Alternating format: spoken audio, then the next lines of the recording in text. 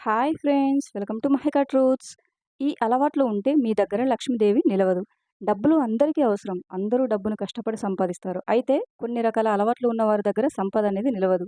వారు వారి జీవితాంతం కష్టపడుతూ పేదరికంలోనే గడుపుతారు. ఎవరైతే సూర్యోదయం తర్వాత కూడా నిద్ర లేవరో వారి దగ్గర డబ్బులు నిలవవు. అలాంటి వారు ఎప్పుడు పేదరికంలోనే ఉంటూ లక్ష్మీదేవి అనుగ్రహాన్ని పొందలేరు.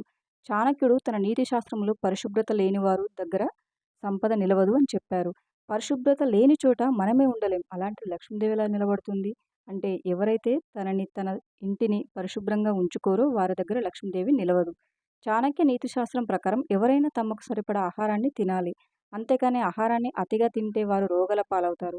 సంపాదించినది మొత్తం రోగాలకే సరిపోతుంది. కాబట్టి తమకు సరిపడా ఆహారాన్ని మించి భుజిస్తారో వారి దగ్గర కూడా సంపద నిలవదు.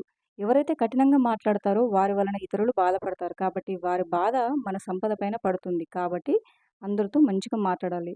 Thank you for watching friends. ఈ వీడియో గనుక నచ్చినట్లయితే వీడియోని లైక్ చేసి మరిన్ని వీడియోస్ కోసం మా ఛానల్‌ని సబ్స్క్రైబ్ చేసుకోండి.